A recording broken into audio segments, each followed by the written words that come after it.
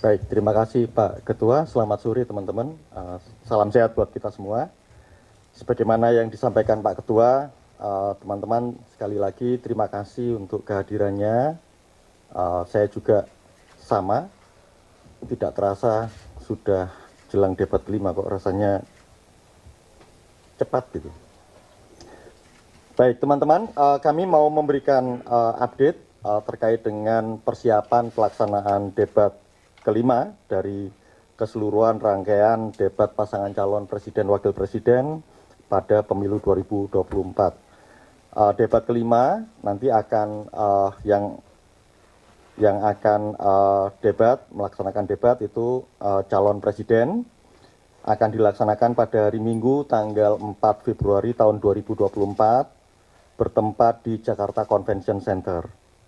Nah, untuk tema debat kelima ini, sebagaimana tema yang sudah kami tetapkan sebelumnya, kami sudah mendiskusikan dengan tim paslon, juga media penyelenggara, dan kami sepakati tema debat untuk pelaksanaan debat kelima ini, yang pertama tentang pendidikan, yang kedua kesehatan, yang ketiga ketenaga kerjaan, yang keempat kebudayaan, yang kelima teknologi informasi, dan yang keenam kesejahteraan sosial dan inklusi. Sedangkan untuk stasiun televisi penyelenggara debat, itu akan ada 3 stasiun televisi, yaitu TV One, kemudian Antv, dan kemudian Net TV. Debat akan diselenggarakan selain pada tanggal 4 Februari tahun 2024 mendatang, juga secara on air akan diselenggarakan pada pukul 19 waktu Indonesia Barat. Pada saat yang sama, kami juga sudah mendapatkan konfirmasi beberapa hari lalu dari 12 orang panelis yang nanti akan bertugas menyusun pertanyaan-pertanyaan yang akan kami ajukan, yang akan diajukan oleh moderator nanti pada saat pelaksanaan debat sesuai dengan 6 tema yang tadi sudah kami sebutkan.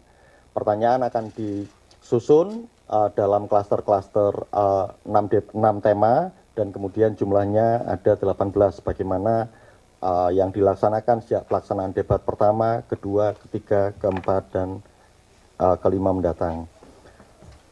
Berikut ini saya akan bacakan berdasarkan abjad 12 orang panelis yang nanti mulai hari ini, malam ini akan dilaksanakan proses karantina sampai dengan hari Minggu mendatang. Yang pertama untuk panelis debat kelima, yang pertama Profesor Dr. Aminuddin Syam, SKM, MKes, MEd, Guru Besar Fakultas Kesehatan Masyarakat Universitas Hasanuddin, sekaligus Ketua Umum Perhimpunan Sarjana dan Profesional Kesehatan Masyarakat Indonesia atau Persakmi periode 2022-2026. Yang kedua, Profesor Asep Saifuddin Jahar, MA PhD, Rektor Universitas Islam Negeri Syarif Hidayatullah, Jakarta, periode 2023-2027. Nah, yang ketiga, Bahrudin, inisiator komunitas belajar Qaryah Thayyibah, dan anggota Badan Akreditasi Nasional Pendidikan Anak Usia Dini, Dasar dan Menengah atau BAN PDM. Yang keempat, Damar Juniarto, akademisi Universitas Pembangunan Nasional Veteran Jakarta, pendiri Pikat Demokrasi dan penasehat Southeast Asia Freedom of Expression Network atau SafeNet. Yang kelima, Profesor Emeritus PM Laksono PhD, Guru Besar Antropologi, Fakultas Ilmu Budaya, Universitas Gadjah Mada. Yang keenam, Imam Prasojo, Sosiolog Universitas Indonesia. Yang ketujuh, Ono Widodo Purbo, PhD, Ahli Teknologi Informasi, Wakil Rektor Institut Teknologi Tangerang Selatan. Yang kedelapan, Dr. Randa Reni Kusumowardani, MPSI, Psikolog. Beliau juga anggota dari Himpunan Psikologi Indonesia atau HIMSI, dan termasuk juga psikolog, posisinya juga sebagai seorang psikolog di RSUD Cilacap. Yang kesembilan, Timbul Siregar, SSI, SHMM, Sekjen Organisasi Pekerja Seluruh Indonesia atau OPSI, sekaligus Koordinator Advokasi BPJS Watch. Yang ke-10, Tolhas Damanik, M.Ed, penasihat hak disabilitas pada General Election Network for Disability Access atau Agenda. Beliau juga aktivis disabilitas. Yang ke-11, Dr. Andes Tukiman Taruna Sayoga, MS PhD, dosen pada program Pasca Sarjana, program penyuluhan pembangunan Universitas 11 Maret, Surakarta, sekaligus dosen program Doktor Ilmu Lingkungan Universitas Katolik Sugiya Pranata di Semarang. Yang ke-12 atau yang terakhir, Profesor Vina Andriani, M.Ed, PhD, Guru Besar di bidang Pendidikan Anak Usia Dini dan Gender, Universitas Pendidikan Indonesia.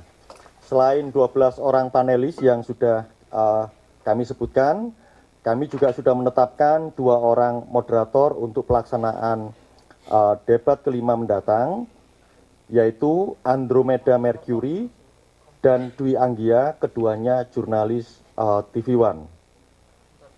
KPU juga sebelumnya sudah menggelar beberapa rapat, baik evaluasi yang melibatkan antara KPU dengan tim paslon, kemudian beberapa kali juga melakukan rapat antara KPU dengan media penyelenggara, dan juga rapat koordinasi yang melibatkan 3 pihak, KPU, tim paslon, juga media penyelenggara, dan kemudian hasil-hasilnya itu sebagaimana yang kami sampaikan. Untuk nanti pelaksanaan debat kelima pada tanggal 4 Februari tahun 2024 mendatang di JCC, secara prinsip waktu dan segmen dari pelaksanaan debat tidak mengalami perubahan.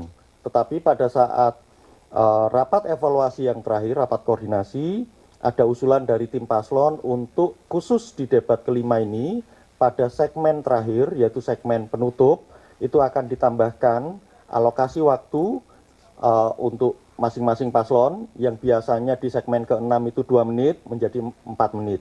Tanpa mengubah durasi waktu total pelaksanaan debat 120 menit. Kami sudah kelola itu dan kami sudah atur, dan kemudian nanti khusus di segmen ke-6 atau penutup, maka alokasi waktu untuk closing statement dari masing-masing calon presiden akan dipenuhi sebanyak 4 menit masing-masing paslon. Demikian teman-teman yang bisa kami sampaikan, sekaligus 1 poin tadi yang terkait dengan perubahan dari sisi waktu, tanpa kemudian mengubah keseluruhan. Terima kasih, saya kembalikan ke Pak Ketua. Terima kasih Mas Agus Melas. Kiranya teman-teman ada yang mau menyampaikan